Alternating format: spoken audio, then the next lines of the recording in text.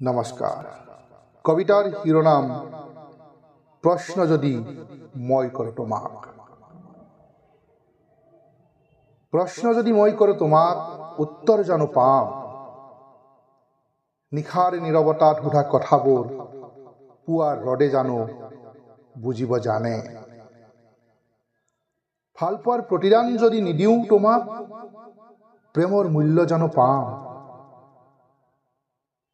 প্ৰেমৰ পৰিভাষা যদি প্ৰাপ্তি হয় জীৱনৰ পূৰ্ণতাকৰ, যদি মাথো অধিকাৰেই হয় অনুভৱ, তেন্তে সমীৰণৰ দৰে স্পৰ্শ কৰা সেই নীৰৱ আনন্দ কৰ। তেগেই যদি সেই সমাধান বিশ্বাসৰ অৰ্থ কৰ। যদি হাত এৰি দিলে সম্পৰ্ক ছিঙি যায়, তেন্তে আঙুলিৰ মাজত সাঁচি ৰখা সেই উষ্ণতা কিয় থাকি যায়? সমৰ্পণ যদি দুৰ্বলতা হয়, আস্থাৰ গৰিমা কৰ।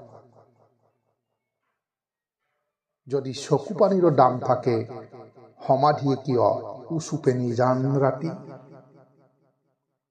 মই জানো প্ৰেম কোনো লেনদেন নহয়, ই এক অন্তহীন যাত্ৰা, য'ত দুয়োৱে কেতিয়াবা হেৰুৱাও, আকৌ কেতিয়াবা নিজকে বিচাৰি পাওঁ।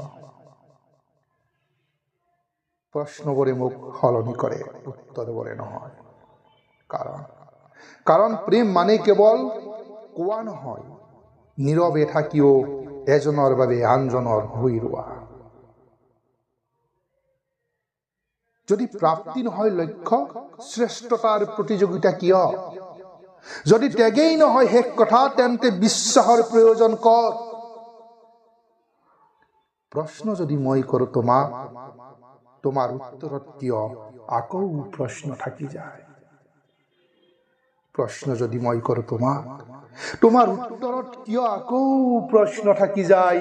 তোমাৰ উত্তৰত কিয় আকৌ প্ৰশ্ন থাকি যায়? আকৌ প্ৰশ্ন থাকি যায়।